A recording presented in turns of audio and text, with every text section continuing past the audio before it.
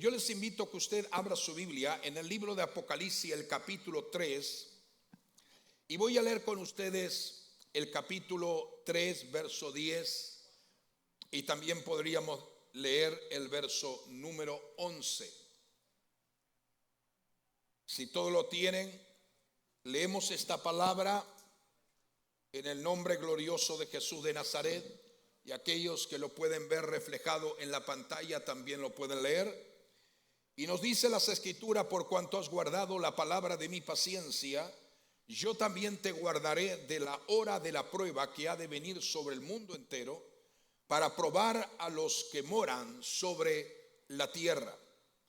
Y el verso 11 continúa diciendo: he aquí, yo vengo pronto, retén lo que tienes para que ninguno tome tu corona. Retén lo que tienes para que ninguno tome tu corona. En este día, domingo, voy a estar hablando acerca de una pregunta que nos podemos formular cuando leemos el verso número 10 de Apocalipsis 3. Y nos preguntamos: ¿qué es la hora de la prueba?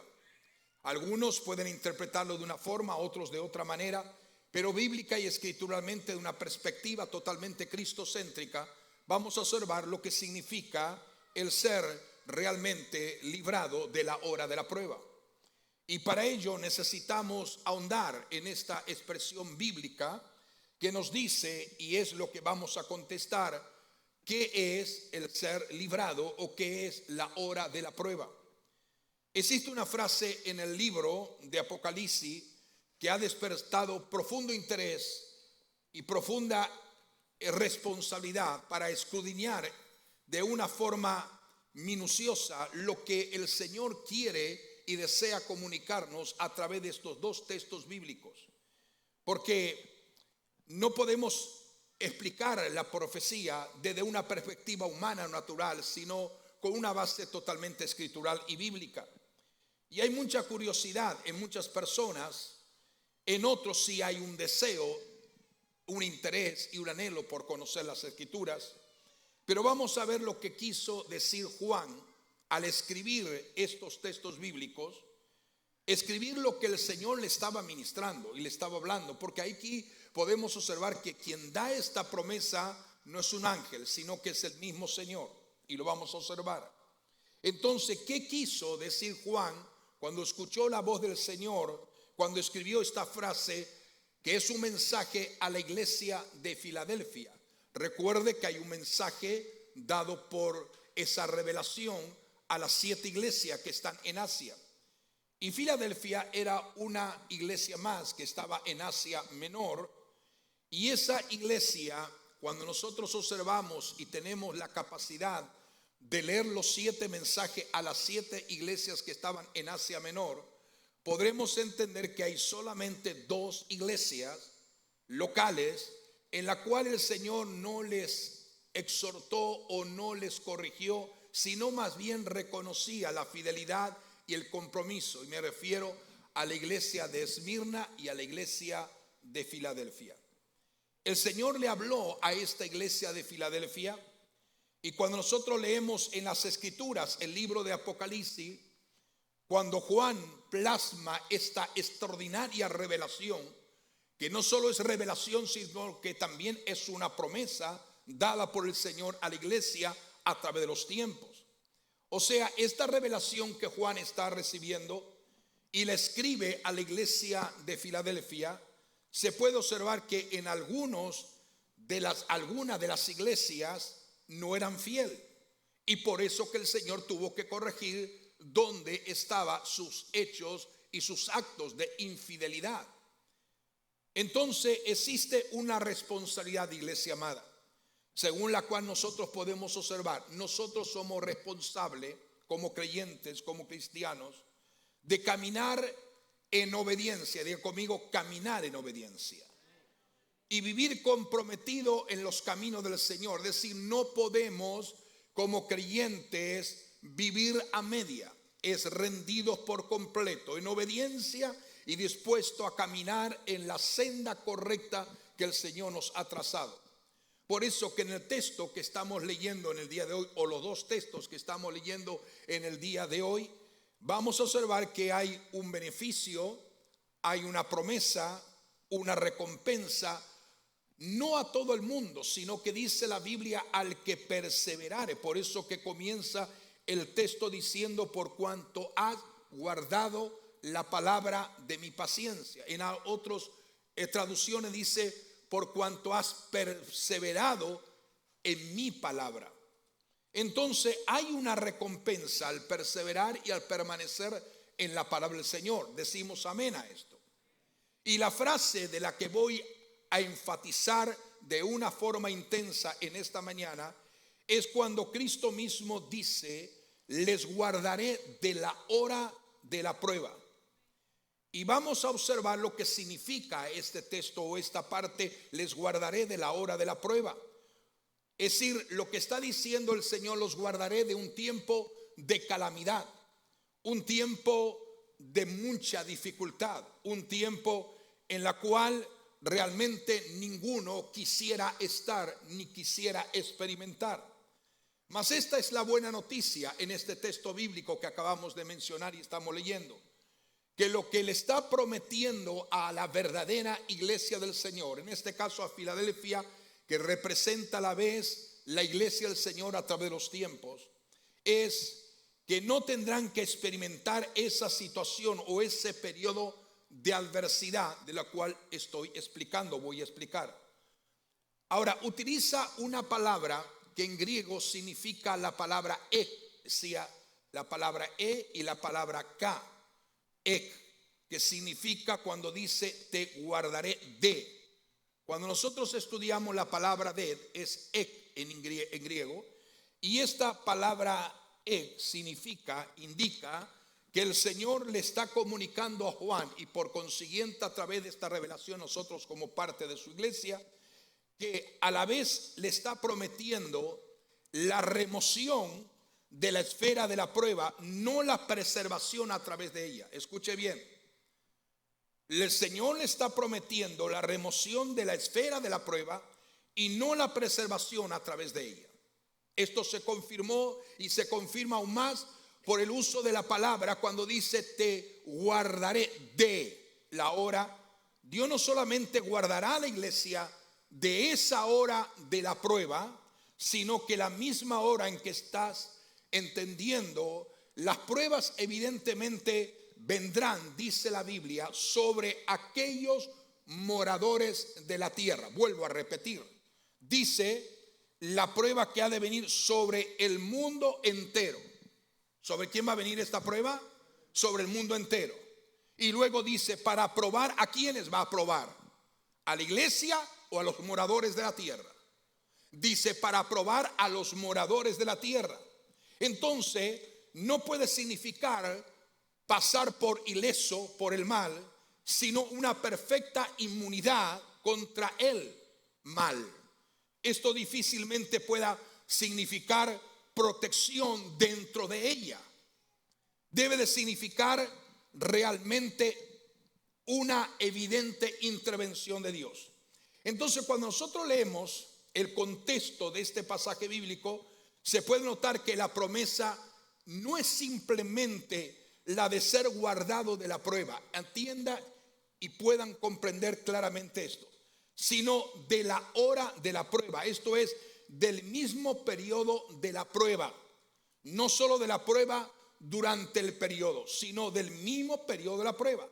Pablo indica claramente y nos dice lo siguiente. Vamos a utilizar algunos textos bíblicos para entender claramente estos textos que acabamos de mencionar o estamos considerando.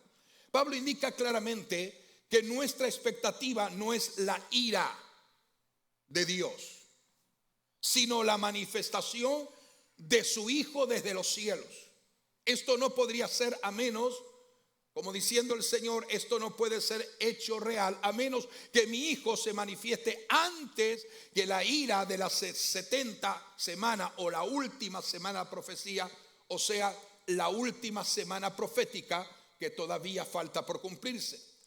La escritura abunda en el paralelismo profético que enseña que aquellos que caminaron por fe, dice la Biblia, y escuche bien esto para entender, voy a poner algunos ejemplos del Antiguo Testamento. La escritura abunda y nos dice que muchos caminaron por la fe y fueron librados de las manifestaciones del juicio que Dios había determinado enviar, que alcanzarían a todos los incrédulos. Tales acontecimientos se ven revelados, por ejemplo, en la experiencia de Noé, y de Rahab. ¿Se acuerdan ustedes el caso de Jericó cuando conquistó Israel? Y aquella mujer Rahab puso un cordón de color rojo como representando la sangre que la iba a librar a ella y los que estuvieran en casa. O sea, también nos habla de una instrucción muy real acerca de Lot. Ahora, es interesante que cuando leemos el pasaje de Noé en el diluvio, por 120 años Noé estuvo edificando esa arca, como lo hemos predicado muchísimas veces en esta casa. Pero es interesante observar que 7 días antes que viniera el diluvio, escuche bien, porque hay un paralelismo profético. 7 días antes de que viniera el diluvio, Dios le habla a Noé y le dice: Noé, no 8 días antes, no 10 días antes, sino 7 días antes. Y le dice: Noé, enciérrate tú y tu familia, porque aquí dentro de 7 días comenzará el diluvio. Así Dios le dijo a Noé y le habló claramente. Quiere decir que cuando Noé se encerró en el arca y la cerró Dios el arca, una vez que ellos estuvieron dentro, Dios le había advertido 7 días antes que tal día iba a venir el diluvio.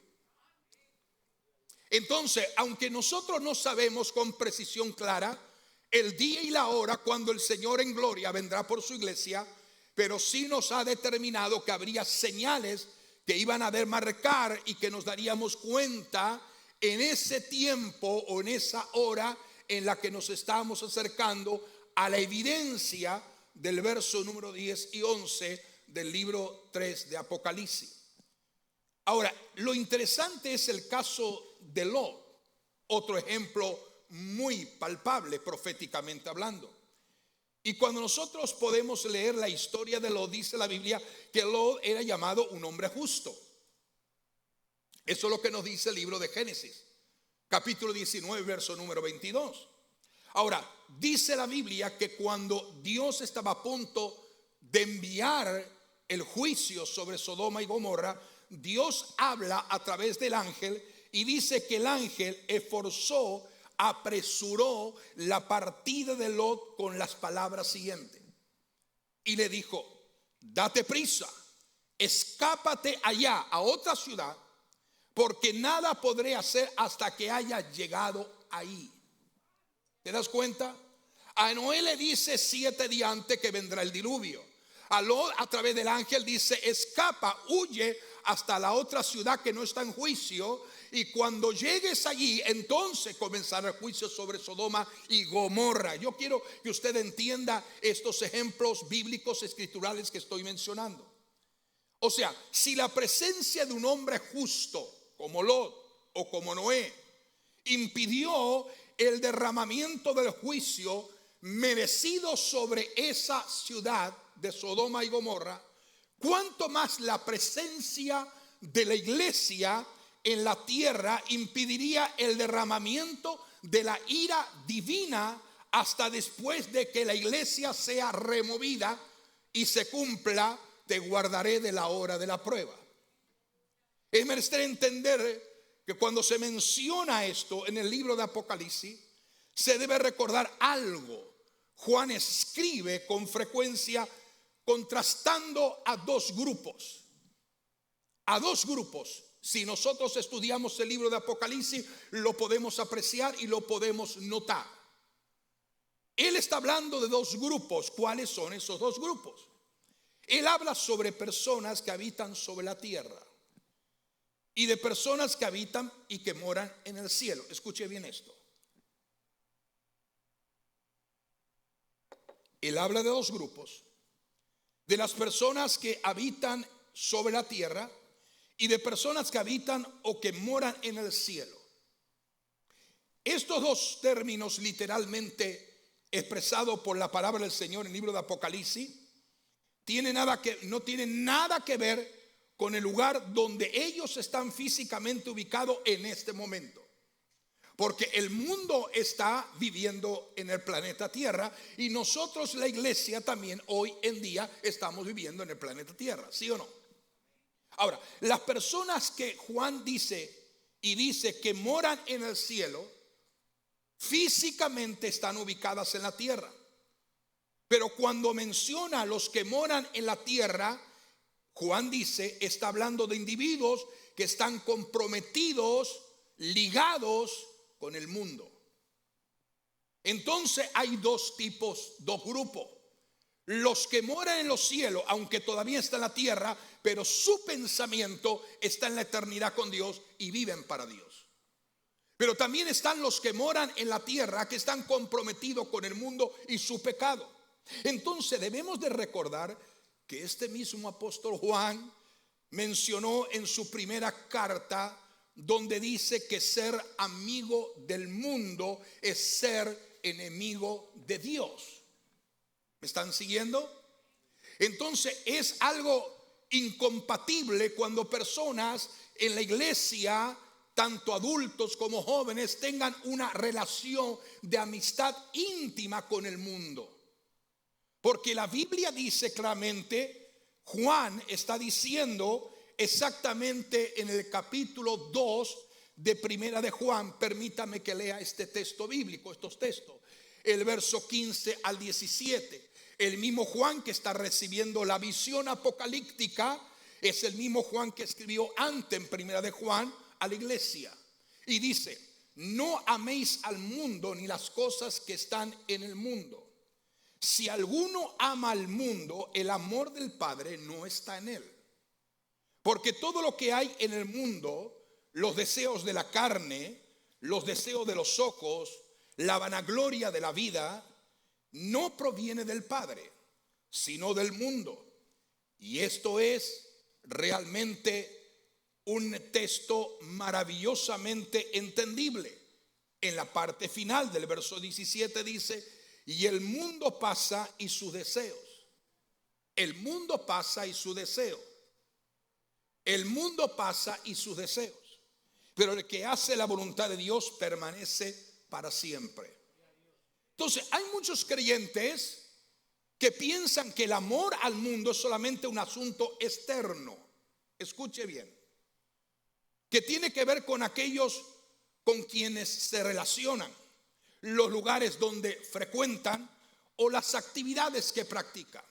Y quiero decir que esto es verdadero y es así.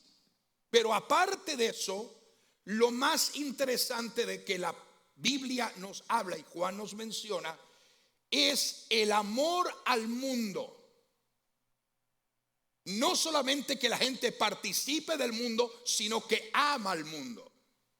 Y si amamos al mundo, el amor del Padre no está en nosotros. Porque nuestras prioridades han sido trastocadas y han sido totalmente alteradas. Sin embargo, el amor al mundo, aparte de esto que acabo de mencionar, también es un asunto del ser humano porque comienza en el corazón y se caracteriza por tres actitudes que debemos de considerar.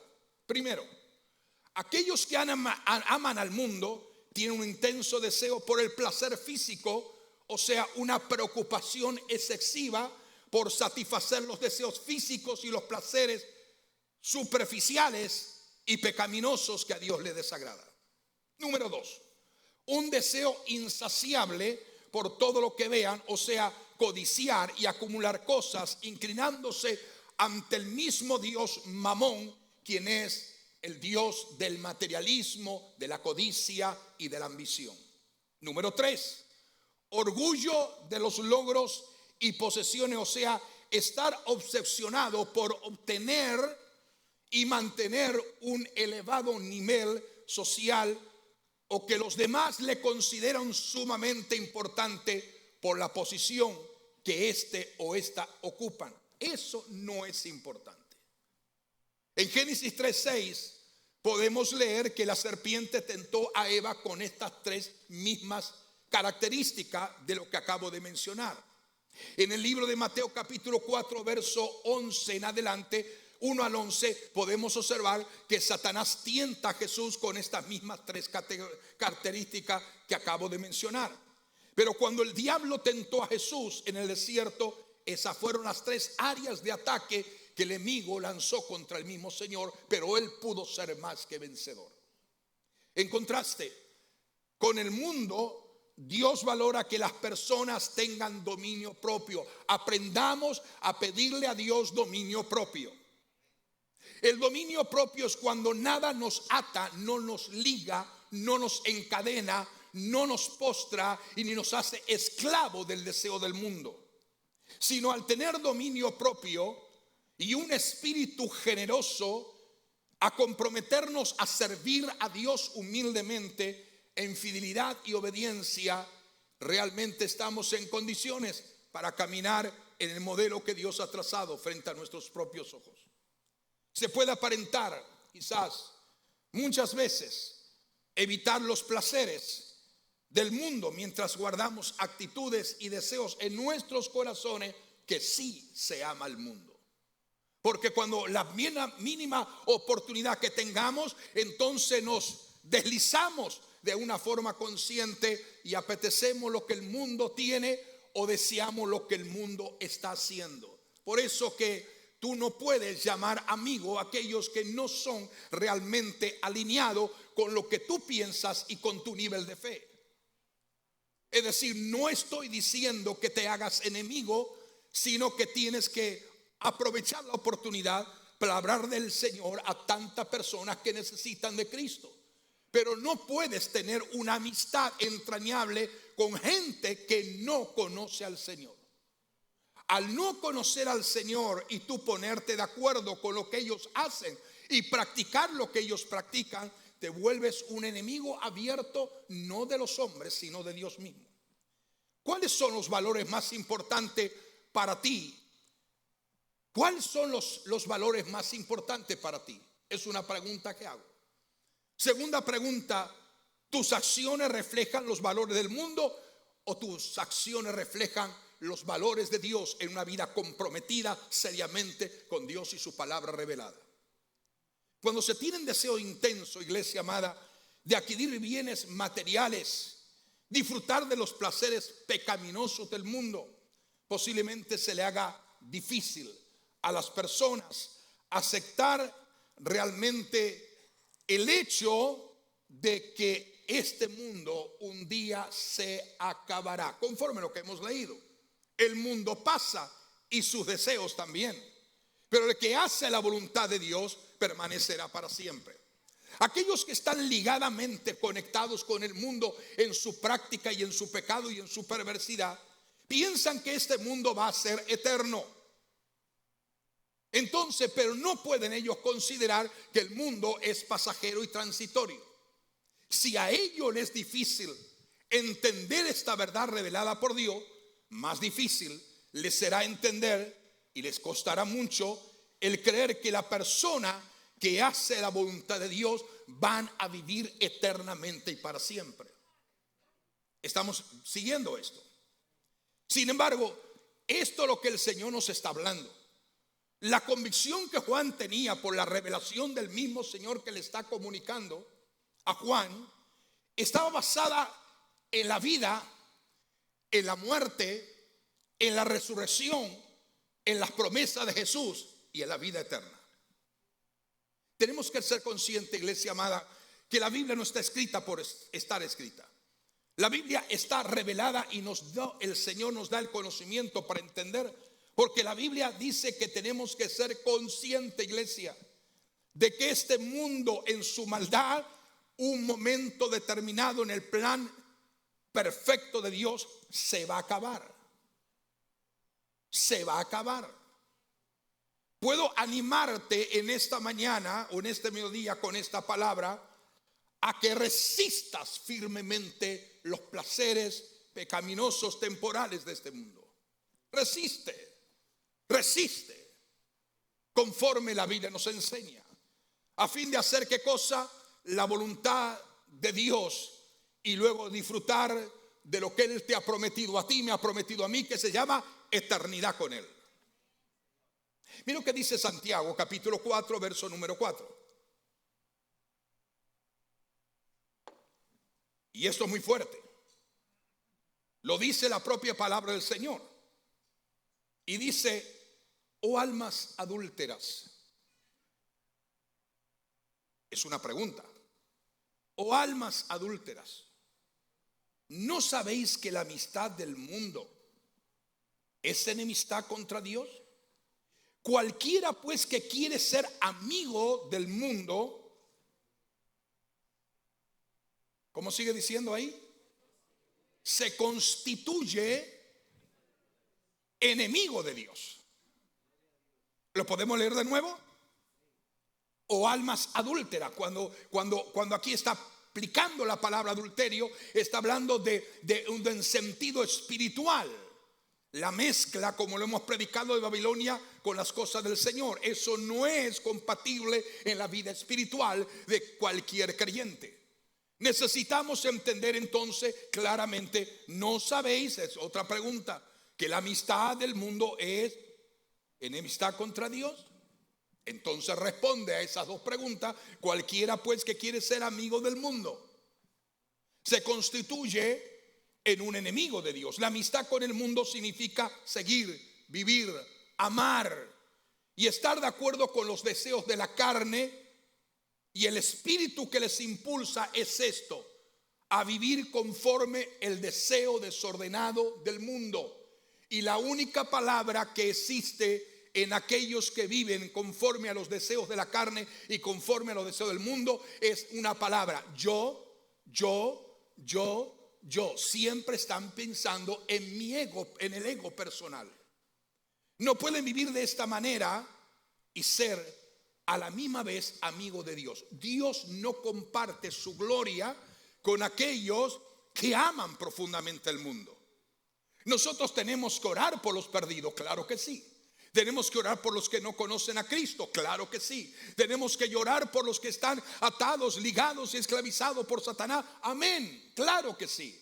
Pero no podemos tener relación de amistad con ellos y hacer lo que ellos hacen. La única forma de ser amigo de Dios es alejándote del pecado. La única manera de tú considerar que Dios o que el Señor es tu amigo personal es no hacer lo que el mundo hace. Esa es considerada la iglesia. Debes de alejarte del pecado. Tienes que volver a Jesús dándole tu corazón de verdad y siguiéndole. Si la única manera es rechazando los deseos de la carne, de todo egoísmo, de todo orgullo, de toda vanagloria, de toda maldad, tienes que rechazar todo eso y tienes que amar lo que Dios ama: todo lo bueno, todo lo puro, todo lo noble y todo lo que es amable. Rechaza lo que es de la carne y acepta lo que es de Dios para tener una amistad íntima con Él. Entonces, si tú estás en estas condiciones que te estamos mencionando, tú estás en la iglesia, te congregas periódicamente, eres parte de un cuerpo que es llamado la congregación local, entonces para ti es esta palabra, para cada uno de nosotros. Y necesitamos entonces, si guardas esa amistad con Dios y rechaza la amistad del mundo, entonces para ti y para mí es esta promesa: te guardaré de la hora de la prueba. El término guardar significa, mire la riqueza que hay en la palabra guardar en el original griego. La palabra guardar significa vigilar, custodiar, proteger, cuidar algo o sacarlo del peligro. ¿Me escuchó? Viene de la palabra griego que significa llamar.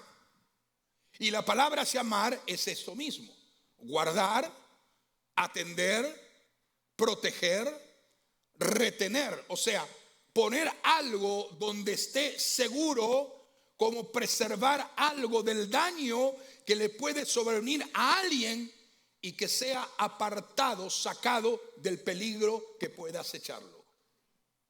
Eso significa: te guardaré. ¿Estamos viendo esto?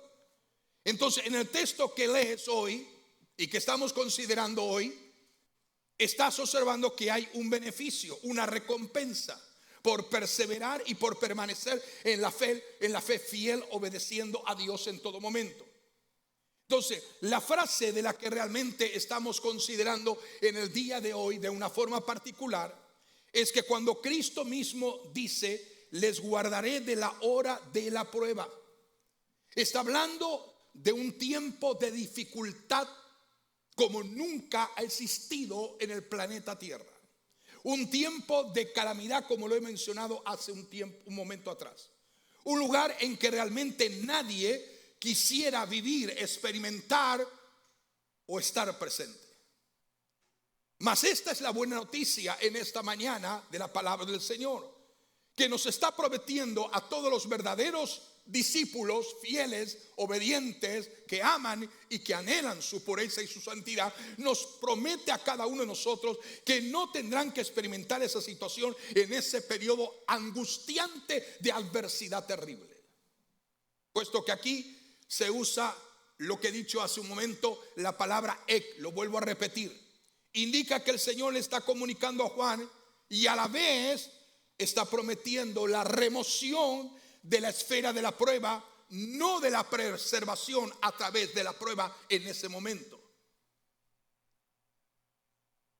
Y esto se confirma aún más por el uso de la palabra cuando dice la hora.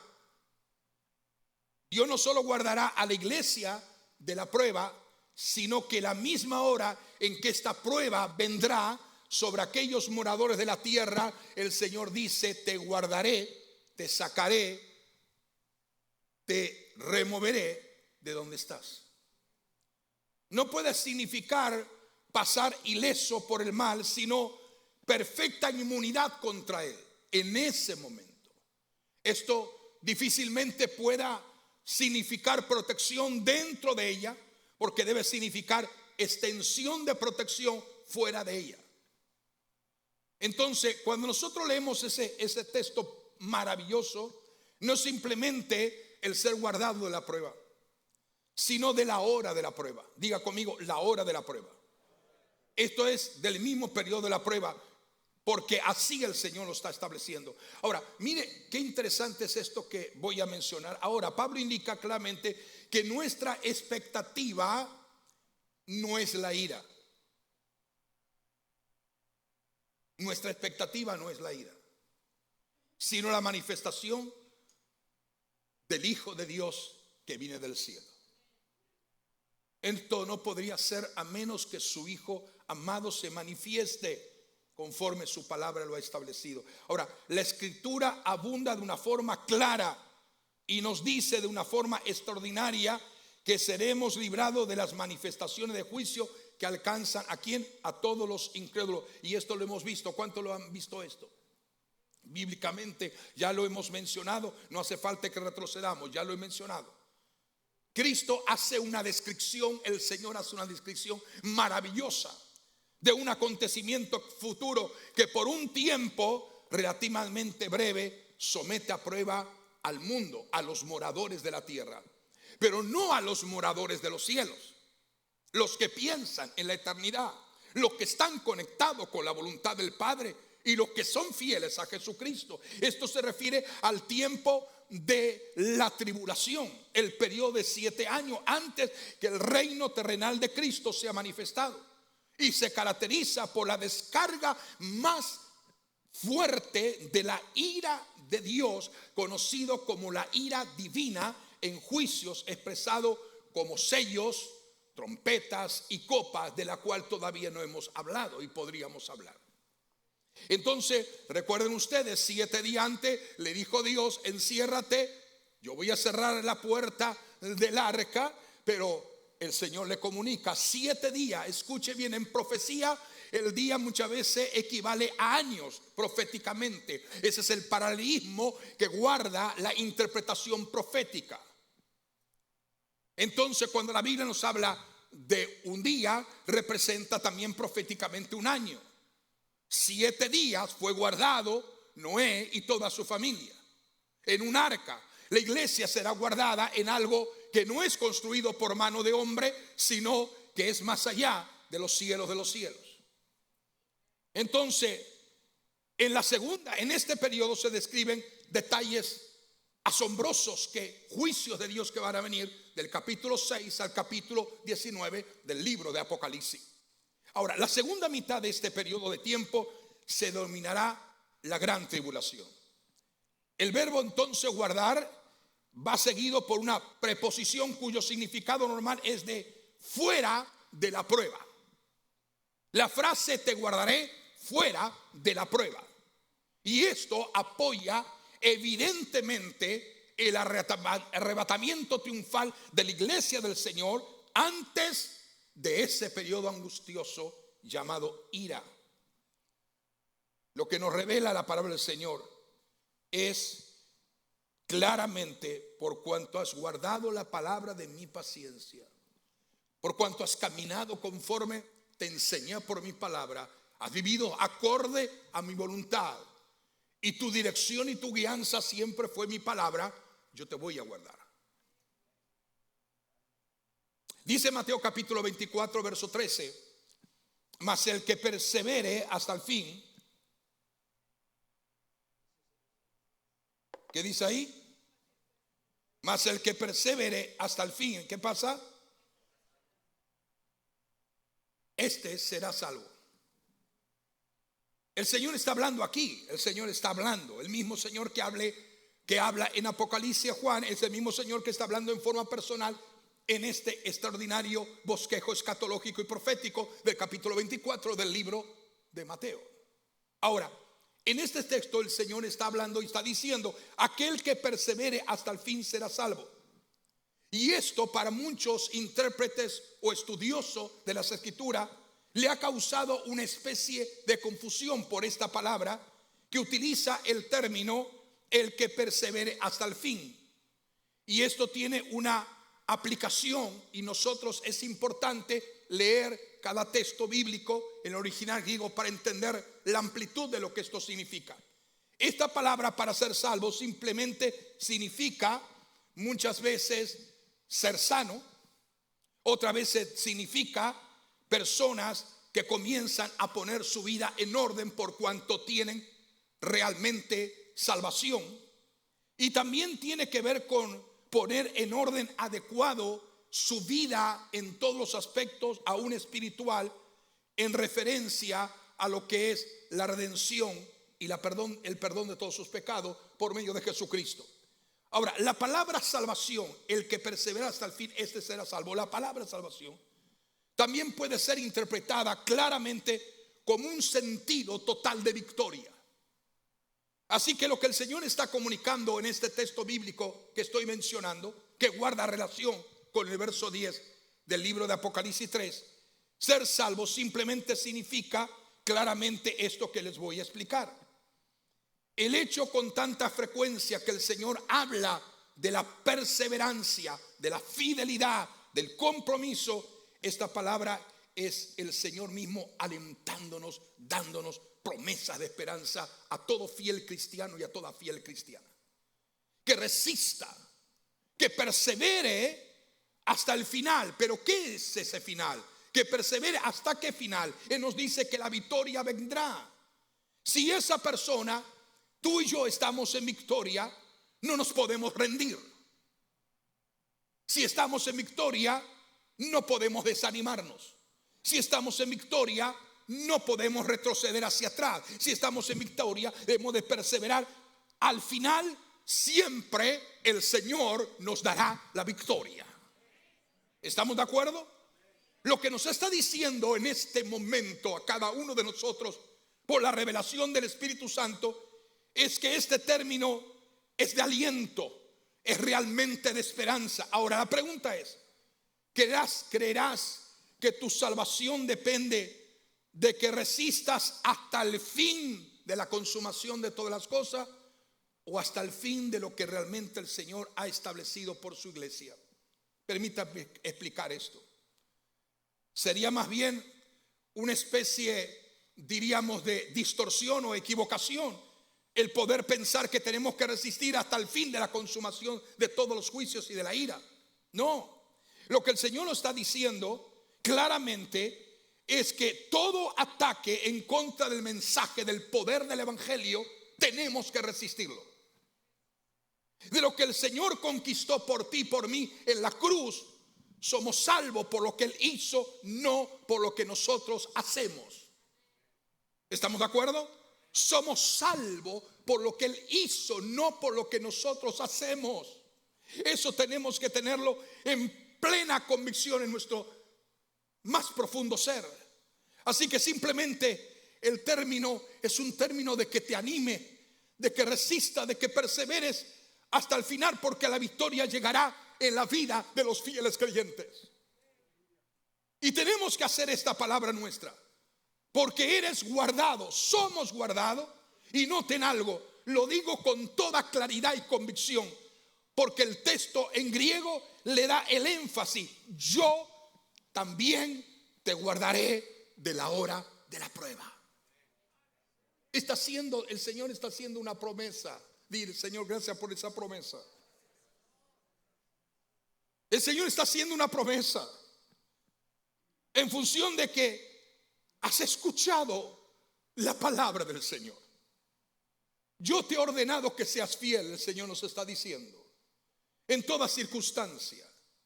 Somos llamados a sufrir por nuestra fe, como está pasando hoy en el mundo. Claro que hay millones de creyentes en el mundo entero que están sufriendo persecución. 350 millones de seres humanos por la fe en su Señor están recibiendo persecución a causa de su fe. En los tiempos finales, en el tiempo de persecución contra los creyentes, llegará y está prácticamente cada vez más cerca. Escuche bien que quiero separar una cosa de la otra. No estoy hablando del periodo de la prueba. Estoy hablando de persecuciones, de desprecio, de rechazo al evangelio, de burla al evangelio, de gente que se burla y se mofa de aquellos que tienen la fe sólida en el Cristo, que todo lo merece, gloria, poder y autoridad. Pero esta escritura es de gran importancia, no solamente para los que conocen aquí, sino para en ese momento la iglesia de Filadelfia, y para nosotros que somos figura y tipo de esa iglesia. Para cada uno de nosotros, porque cuanto has guardado mi palabra, no importa que los demás no guarden mi palabra, no importa que los demás se burlen y se mofen de lo que tú crees, no importa lo que ellos hacen, recuerda que ellos son moradores de la tierra, y la ira viene para los moradores de la tierra. Es lo que dice claramente: los que moran sobre la tierra.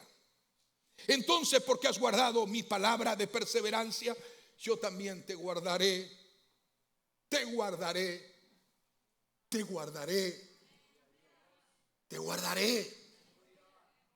Isaías 26:3 dice algo: tú guardarás en perfecta paz a todos los que confían en ti, a todos los que se concentran en ti y tienen en ti sus pensamientos. En este mundo que vivimos, iglesia amada, es imposible evitar los conflictos. Pero cuando concentramos nuestros pensamientos en Dios, podemos conocer la paz perfecta que inunda lo más profundo de nuestro ser interior, en medio de cualquier caos y en medio de cualquier desconcierto. Cuando somos capaces de fijar nuestra mente en Dios y su palabra, adquirimos un estado de firmeza, de estabilidad, anclados en el amor de Dios, que es inamovible y es eterno, en su gran poder. El caos no nos puede afectar, la incertidumbre no nos puede debilitar, la apatía no nos puede alcanzar, la indiferencia no nos puede tocar. ¿Por qué? Porque estamos solo, aleluya. Cuando enfrentamos tiempos difíciles, no estamos solos, sino que Él está para darnos la fortaleza necesaria.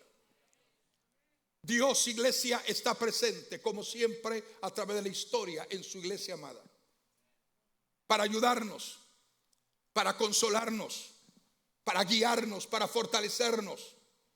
Y Él manifiesta dándonos a cada uno de nosotros un propósito. Tú y yo tenemos un propósito en este tiempo profético. Nuestra mente tiene que estar centrada solamente en Él, porque Él suple todas nuestras necesidades a lo largo de toda nuestra trayectoria caminando hacia la eternidad con Dios. Dios nos da familia, nos da amigos espirituales, nos da amigos en Cristo, nos da líderes espirituales que nos estiman y nos aman, nos da sabiduría para tomar decisiones y nos da fe para confiar en Él, aunque muchos no confíen en Él. Pero la palabra del Señor en este día es: no te desesperes, permanece en mi camino fiel. No mires los que se vuelven atrás, los que se debilitan en su fe, los que han perdido la orientación de la eternidad. Esta es la palabra del Señor. El verso número 11 en una continuidad del pensamiento del verso número 10. He aquí, yo vengo pronto. Retén lo que tienes para que ninguno tome tu corona. O sea, la estrecha relación que hay entre el verso 10 y el verso 11 es extraordinaria. Primero, que la venida de Cristo para llevarse a su iglesia de la tierra será en medio de liberación para esa iglesia. No importa que algunos te dicen, tú tienes la teoría del escapismo, tienes la teoría de que te vas a escapar. No importa lo que ellos dicen, yo tengo que creer a lo que Dios me dice. Que son los fieles de las iglesias que se mantengan fieles a Cristo Jesús y su palabra, serán trasladados de la hora de la prueba y de este terrible momento llamado la ira divina de Dios. Ahora, me impacta la palabra que cuando se conecta el verso 10 con el verso 11, existe una palabra y dice: he aquí. ¿Qué significa he aquí? Esta es la frase que debemos de entender hoy. De que la hora de la prueba aquí, la palabra venir aquí, tiene que ver con algo que viene en el futuro, que solamente está en la deidad de Dios. Aquello que está por venir en el futuro sobre todo el mundo. Esto habla, repito, sobre la ira de Dios que vendrá, y no solo la ira de Dios, sino que también sabemos lo que dice Pablo. Mira lo que dice Pablo en 2 Tesalonicenses, capítulo 2, verso 11 y 12 dice: por esto Dios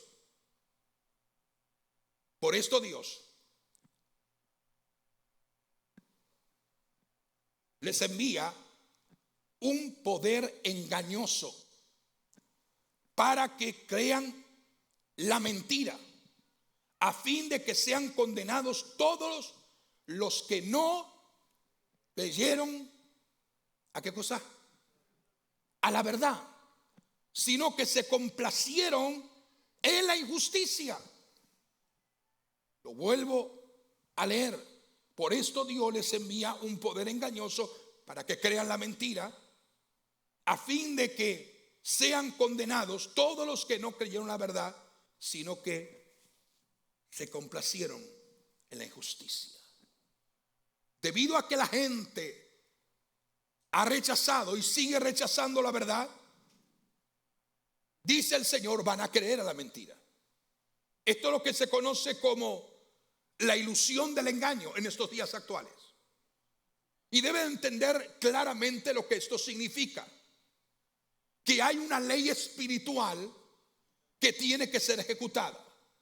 Cuando la gente rechaza la verdad, y me refiero no solamente a que simplemente ignoren o no estén conscientes de la verdad, sino que la rechacen de plano. ¿Tú te has encontrado con alguna persona que tú le hablas del Señor e inmediatamente ellos te rechazan lo que tú dices? ¿Alguno ha experimentado? No, yo no creo eso. De plano rechazan la verdad. Pero también nos está hablando de gente que, estando parte de la iglesia, también rechazan la verdad. El contexto dice específicamente que cuando la persona conoce la verdad, conoce lo que la Biblia enseña, conoce lo que la palabra de Dios revela y la rechaza, le está invitando al engaño para que entre a su vida. Invitar toda clase de mentiras, falsedades e ilusiones malignas y demoníacas. Cuando tú dices yo no creo a eso que dice la Biblia, tú estás invitando al engaño. No es que Dios mande eso por gusto, sino que, como he dicho, hay una ley espiritual.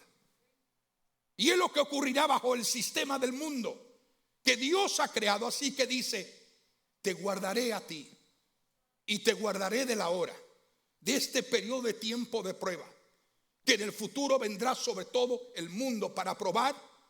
Sí, para probar ¿a quiénes? Aquellos que moran en la tierra.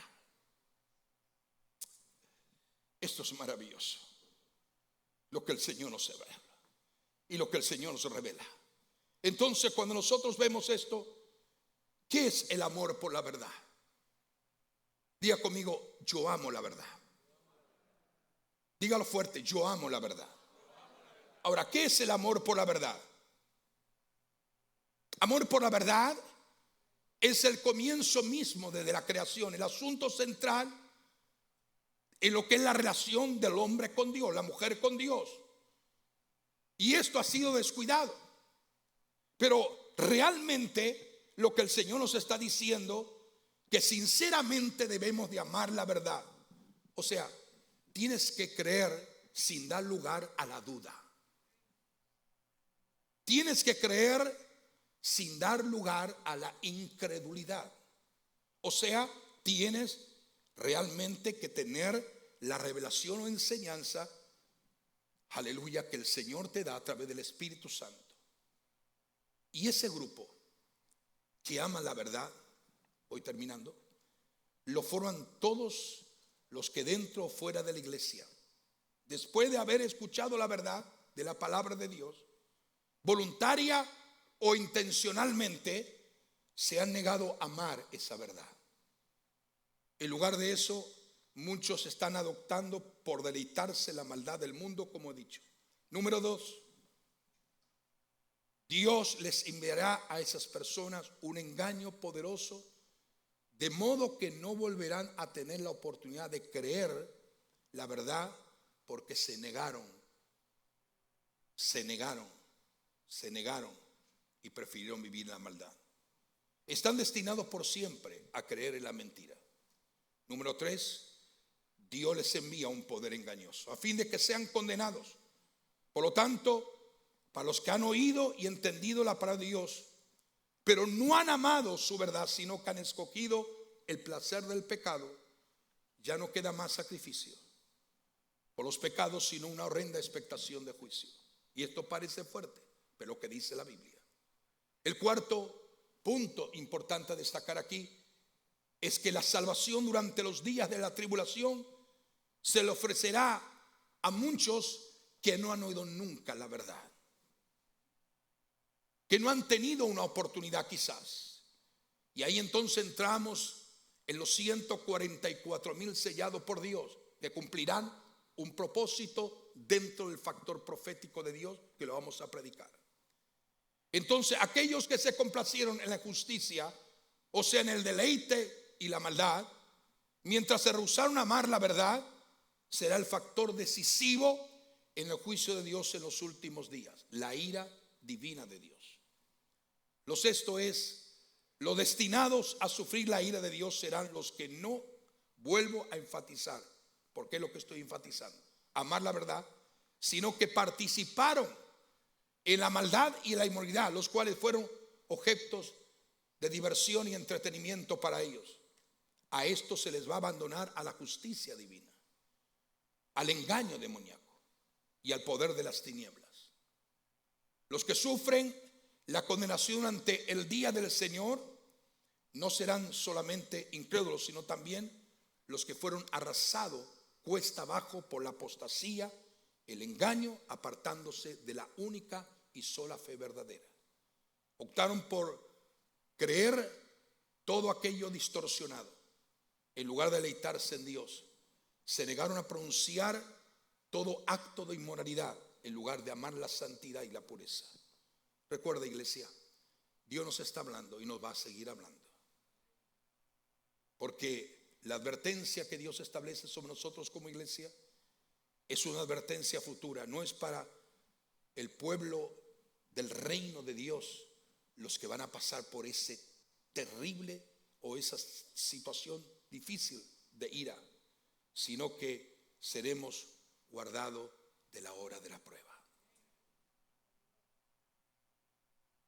Y termino en ese texto que dice en 5:9 de Primera Tesalonicenses: porque Dios no nos ha puesto para ira, sino para alcanzar salvación por medio de nuestro Señor Jesucristo. Porque Él no nos ha puesto para ira, sino para alcanzar salvación por medio de nuestro Señor.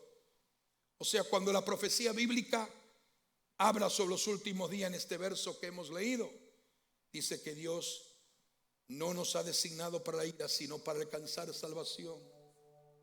Es decir, experimentar total victoria. Tú tienes realmente un testimonio.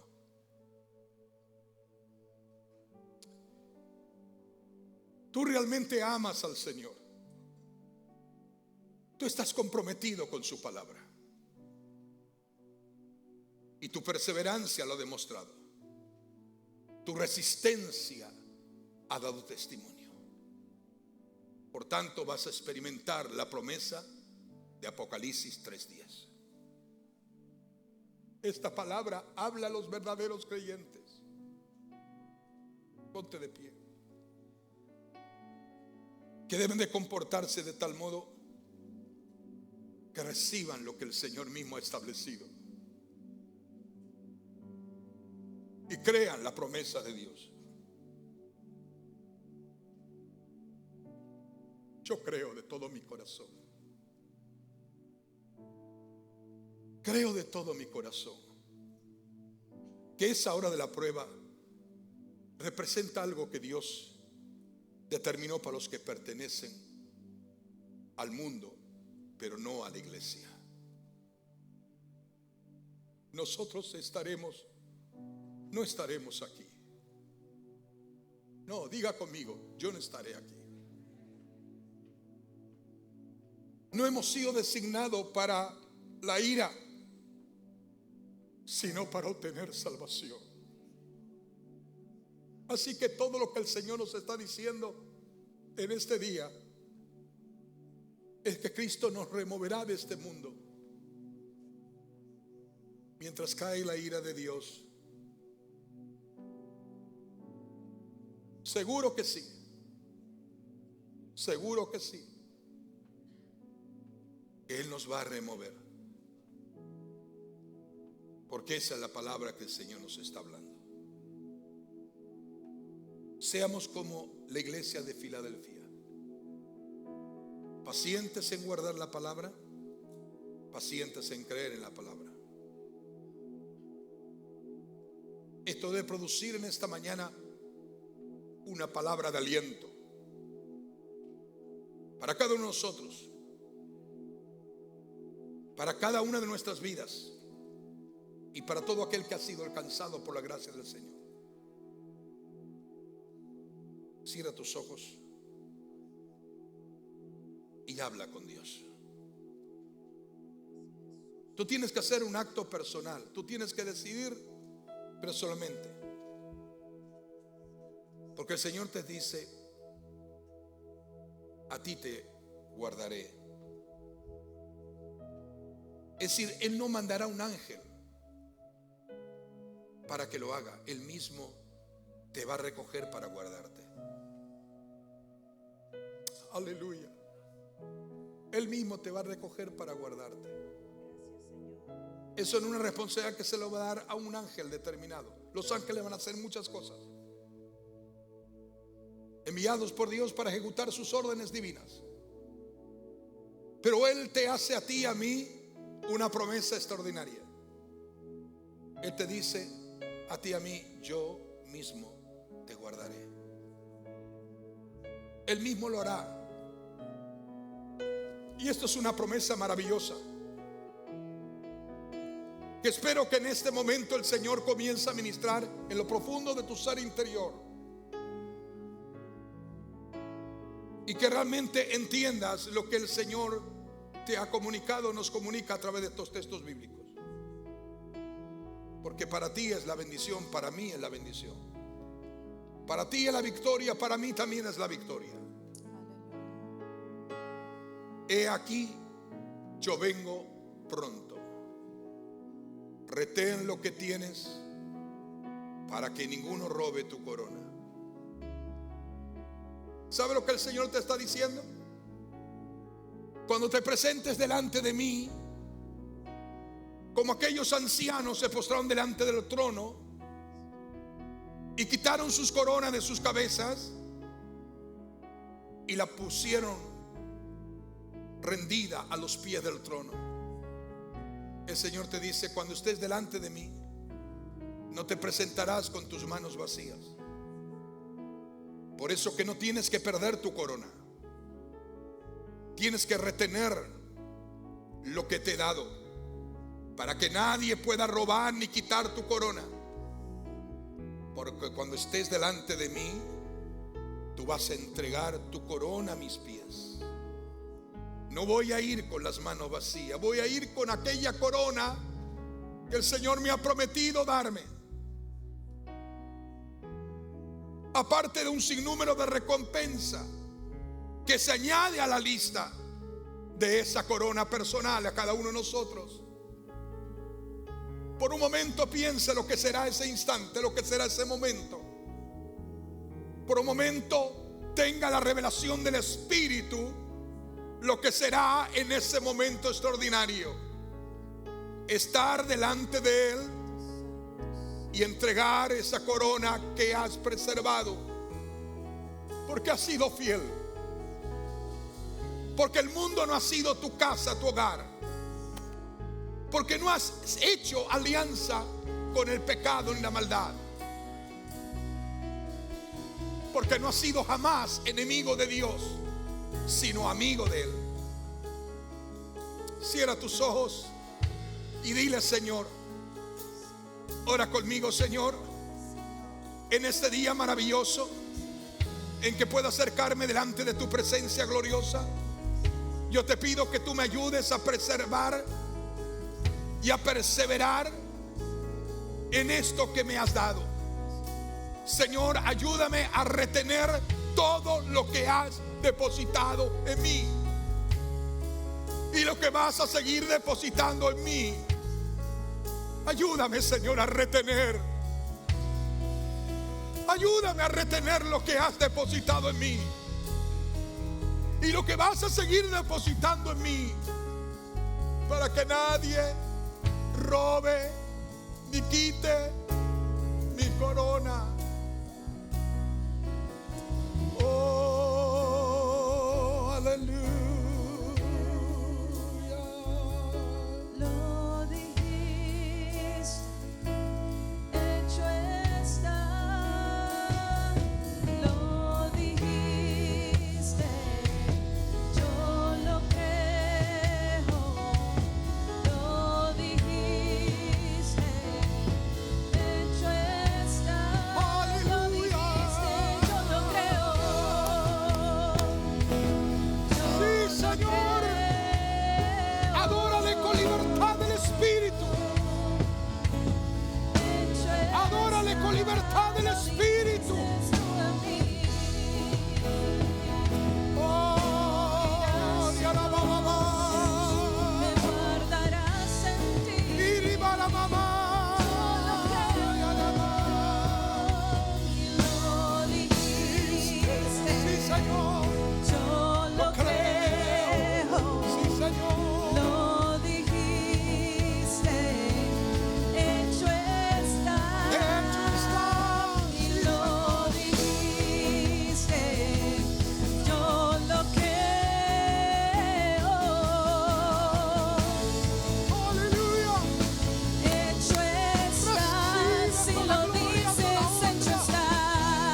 Adórale Si con lo libertad del dices, Espíritu. ya está hecho. Deja que su presencia te ministre. Creer. Deja que su gloria ministre tu alma.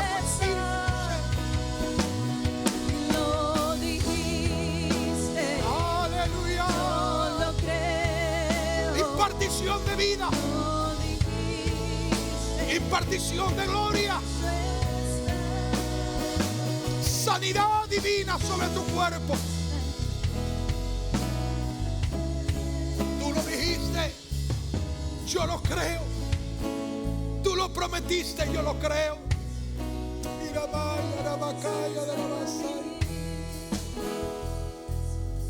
Ahora mismo se va el dolor, la enfermedad, se va la aflicción, la congoja, la tristeza, la angustia, se va toda opresión, se va toda ligadura demoníaca, se va toda opresión del enemigo. En el nombre de Jesús de Nazaret, toca cada cuerpo, toca cada vida. Enfermedad se va, dolor se va, toda afección en el cuerpo se va en el nombre de Jesús de Nazaret. Toda enfermedad se va ahora. Recibe el toque del Señor. Recibe el toque del Señor. Enfermedad, te vas en el nombre de Jesús de Nazaret.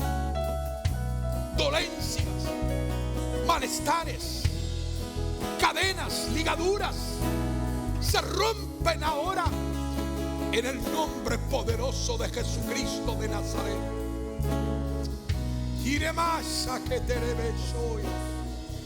En el nombre de Jesús, toda enfermedad se va ahora, dolencia se va, opresión se va, debilidad se va, todo aquello contrario al propósito y diseño de Dios se va en el nombre de Jesús. Se va en el nombre de Jesús, por la autoridad del nombre que es sobre todo nombre. Gracias, Señor. Gracias, Señor, que tú nos has prometido, y lo que tú prometes fiel y verdadero. No es voz de hombre, es voz de promesa tuya. No es, Señor amado, una palabra humana, sino tu palabra divina. Gracias, Señor. Lo recibimos, nos anclamos y nos afirmamos en tu palabra, porque tu palabra son espíritu y son vida. En el nombre de Jesús, en el nombre de Jesús.